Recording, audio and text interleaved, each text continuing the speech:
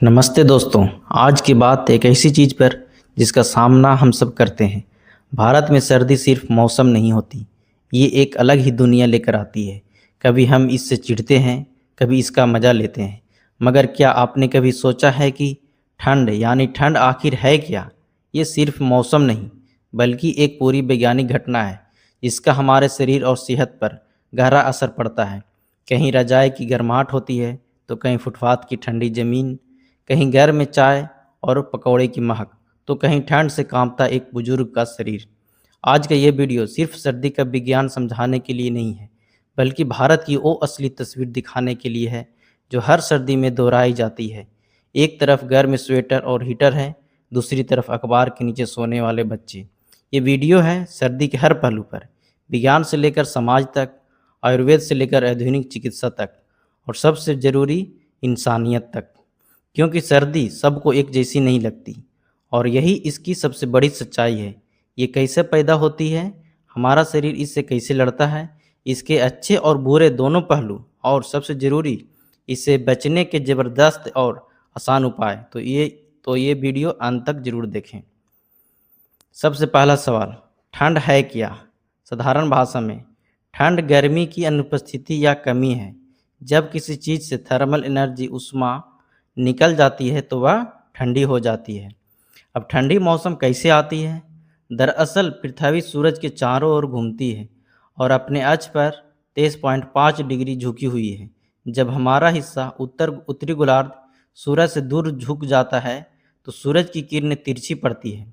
तिरछी किरणों का एरिया ज़्यादा फैल जाता है, जिससे एनर्जी कम मिलती है और तापमान गिर जाता है और ठंड आती है। इसमें कोल्ड फ्रंट, ठंडा मोर्चा भी अहम भूमिका निभाता है। ये ठंडी हवा का एक बड़ा द्रव्यमान होता है जो गर्म हवा के इलाके में घुसपैठ करता है और तापमान गिरा देता है। लेकिन भारत में सर्दी का स्वरूप अलग अलग है। उत्तर भारत में कड़ाके की ठंड, शून्य से नीचे तापमान। पहाड़ी क्षेत्र में बर्फबारी, जमाव, पर्यटन और संघर्ष दोनों है। मैदानी इलाके में कोहरा, दृश्यता शून्य, तापमान, यातायात ठप। दक्षिण भारत में हल्की सर्दी लेकिन आर्द्रता के साथ। पूर्वोत्तर भारत में अपनी अलग जलवायु, अलग चुनौतियां हैं। विशेष तथ्य, भारत में पश्चिमी विक्षोभ नामक मौसमी प्रणाली हिमालयी क्षेत्र में बर्फबारी लाती है, जो पूरे उत्तर भारत की ठंड को नियंत्रित करती है। सर्दी कोई दुर्घटना नहीं, ये प्रकृति का संतुलन है, एक चक्र है जो हर साल हमें याद दिलाता है कि प्रकृति से बड़ा हमारा शरीर ठंड का सामना कैसे करता है।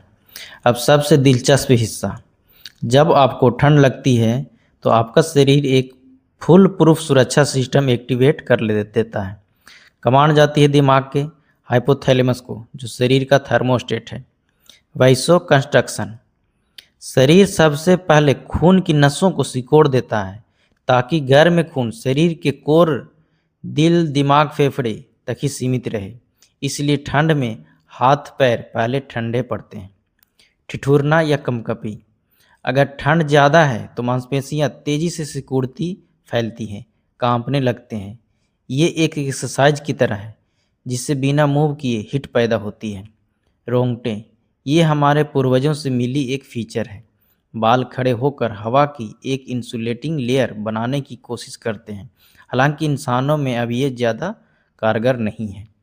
मेटाबॉलिज्म में बढ़ना, शरीर खाने को तेज़ी से ऊर्जा में बदलने लगता है ताकि गर्मी मिल सके, इसलिए सर्दियों में भूख ज़्यादा लगती है।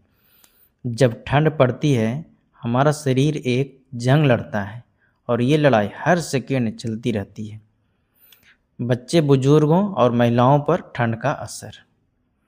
लेकिन हर सिक्के दो पहलू होते हैं। अत्यधिक या बिना तैयारी की ठंड खतरनाक हो सकती है। बच्चों के लिए चुनौतियाँ, निमोनिया का खतरा। भारत में 5 साल से कम उम्र के बच्चों की मौत का दूसरा बड़ा कारण। कमजोर इम्यूनिटी, संक्रमण का आसान शिकार। त्वचा समस्याएं जैसे शीत पित्ती, एक्जिमा। स्कूल जाने में दिक्कत, गरीब परिवारों के बच्चों के लिए विशेष समस्या। बुजुर्गों की समस्याएं, हृदय रोगियों के लिए संकट, 50% अधिक हार्ट अटैक का खतरा होता है। रक्तचाप में उतार चढ़ाव, जोड़ों का दर्द जिससे अर्थराइटिस की तकलीफ बढ़ना, एकांत और अवसाद, सामाजिक दूरी बढ़ना, हाइपोथर्मिया, शरीर का तापमान नियंत्रण कमजोर होना, महिलाओं पर विशेष प्रभाव, हार्मोनल बदलाव, थायराइड समस्याएं बढ़ना, त्वचा और बालों की समस्याएं, रूखापन, डैंड्रफ, एनीमिया का बड़ा खतरा, पहले से ही 50% भारतीय महिलाएं एनीमिक है, गर्भवती महिलाओं के लिए चुनौती, संक्रमण का खतरा, ग्रामीण महिलाओं का संघर्ष। एक कड़वा सच, सर्दी कमजोर को ज़्यादा सताती है। जिसके पास घर में कपड़े नहीं, घर में खाना नहीं, छत नहीं, उसके लिए सर्दी सजा बन जाती है। ठंड के फायदे और नुकसान। जी हाँ, ठंड के कई हैरान कर देने वाले फायदे भी हैं अगर सही तरीके से इसका सामना किया जाए। ठंड के फायदे, बेहतर नींद, ठंडा माहौल नींद के हार्मोन मेलाटोनिन के लिए आदर्श होता है। कैलोरी बर्न, ठंड में शरीर को गर्म रखने के लिए ज़्यादा एनर्जी चाहिए।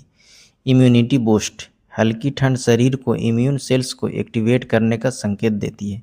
सूजन कम करना, बर्फ़ लगाना, आइस थेरेपी चोट की सूजन और दर्द कम करने का सिद्ध तरीका है।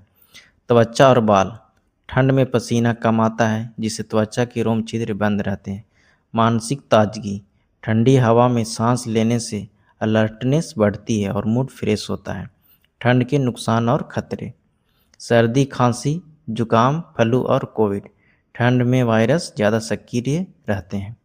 निमोनिया का खतरा, बुजुर्गों और बच्चों के लिए जानलेवा है। जोड़ों का दर्द, विशेषकर गठिया रोगियों के लिए। अस्थमा अटैक, ठंडी हवा और प्रदूषण का मिश्रण की वजह से। हृदय रोगियों के लिए खतरा, ठंड में ब्लड वेसल्स सिकुड़ने से ब्लड प्रेशर बढ़ सकता है। त्वचा रोग या स्किन ड्राइनेस, ठंडी हवा और गर्म हीटर का उपयोग त्वचा की नमी छीन लेता है। हाइपोथर्मिया, गरीब और बेघरों के लिए सबसे बड़ा खतरा।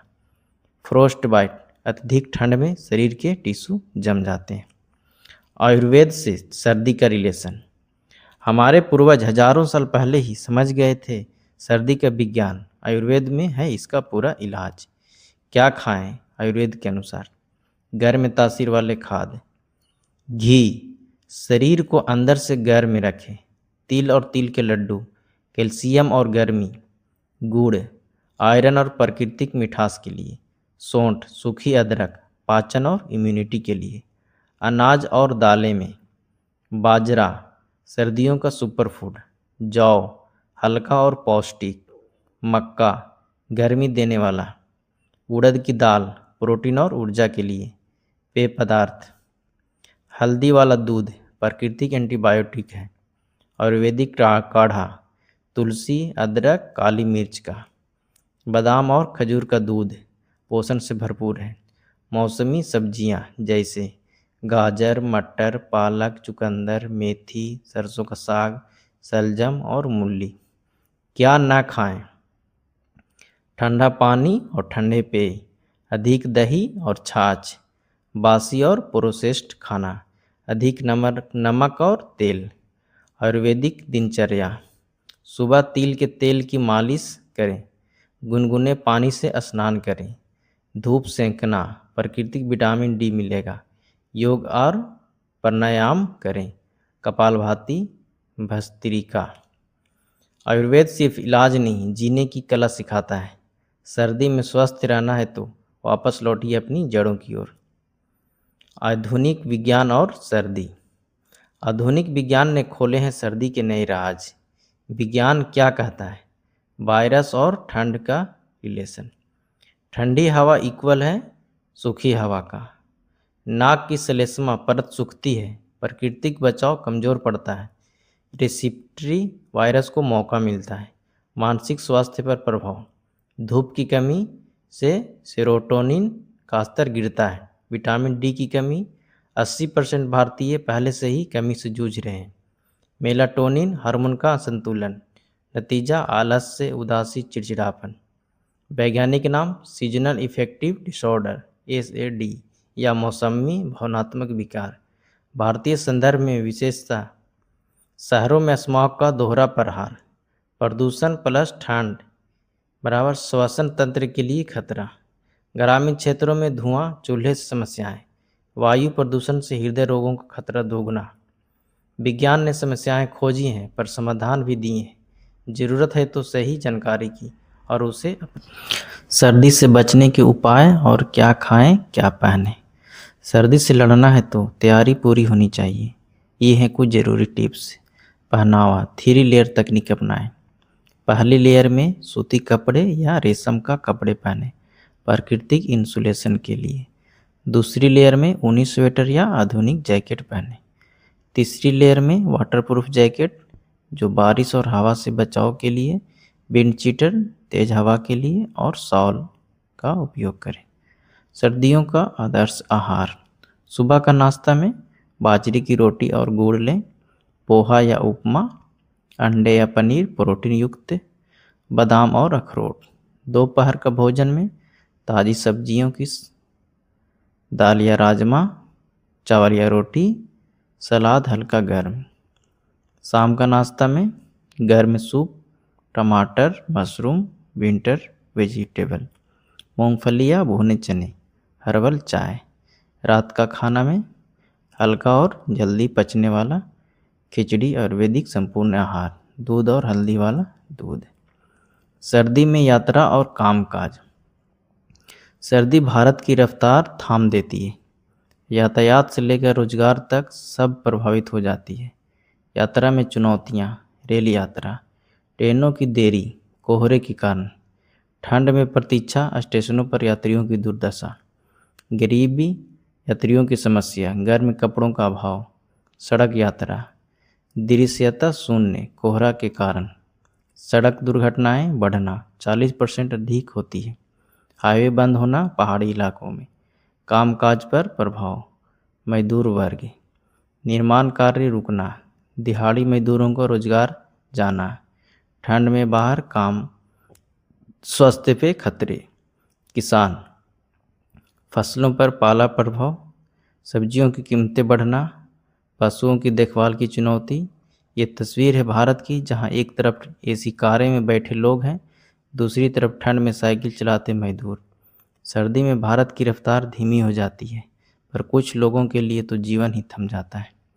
गरीब, बेघर और सर्दी की सच्चाई। अब वो हिस्सा जिससे आंखें चुराना आसान है पर अनदेखा करना अपराध है। सच्चाई के आंकड़े। भारत में 15 लाख से अधिक बेघर लोग हैं। हर सर्दी में 1000 प्लस मौतें सिर्फ ठंड से होती हैं। दिल्ली में ही 2000 प्लस होमलेस डेथ्स प्रति सर्दी है।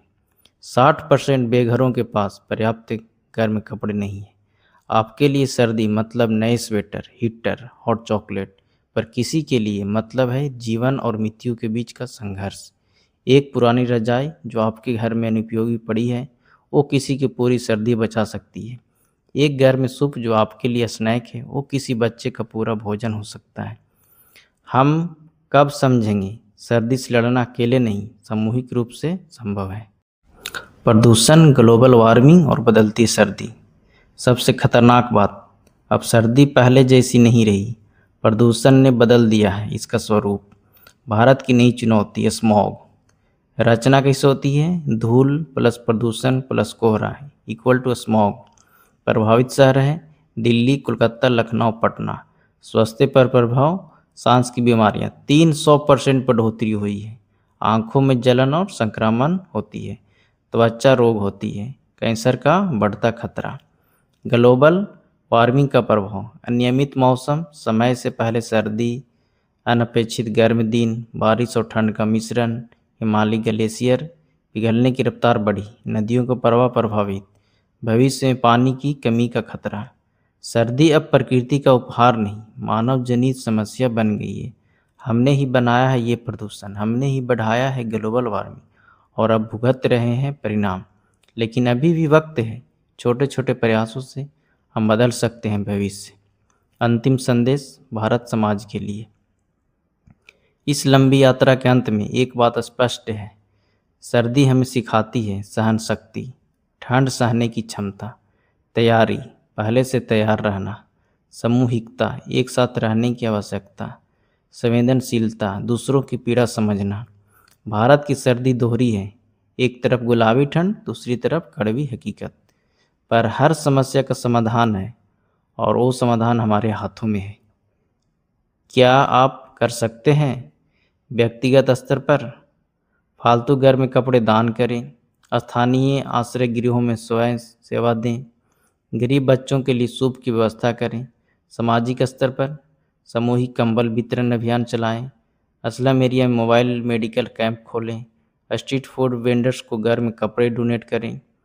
मेरे प्यारे दर्शकों, अगर ये वीडियो आपके दिल तक पहुंचा है, अगर आपकी आंखों में आंसू आए हैं, अगर आपका दिल एक पल के लिए भी द्रवित हुआ है, तो यही सही वक्त है कार्य करने का। आज रात जब आप घर में रजाई में सोने जाएंगे, एक पल सोचिए उन लाखों लोगों के बारे में जिनके पास रजाई तक नहीं है, और फिर प्रण लीजिए कि इस सर्दी आप कम से कम एक व्यक्ति की, एक परिवार की मदद जरूर करेंगे। क्योंकि ज्ञान से ज़्यादा जरूरी है इंसानियत, और विज्ञान से ज़्यादा महत्वपूर्ण है संवेदना। इस वीडियो को लाइक करें अगर आपको लगता है ये जानकारी महत्वपूर्ण है। शेयर करें अपने हर दोस्त और परिवार के साथ ताकि ये संदेश दूर दूर तक पहुँचे। सब्सक्राइब करें इस चैनल को, क्योंकि ये चैनल सिर्फ वीडियो नहीं बनाता, ये समाज को आईना दिखाता है और बदलाव का मार्ग दिखाता है। नीचे डिस्क्रिप्शन में हमने कुछ ऐसे संगठनों के लिंक दिए हैं जो सर्दी में गरीबों की मदद कर रहे हैं। आप वहां दान कर सकते हैं या स्वयं सेवक बन सकते हैं। धन्यवाद आपका कीमती समय देने के लिए।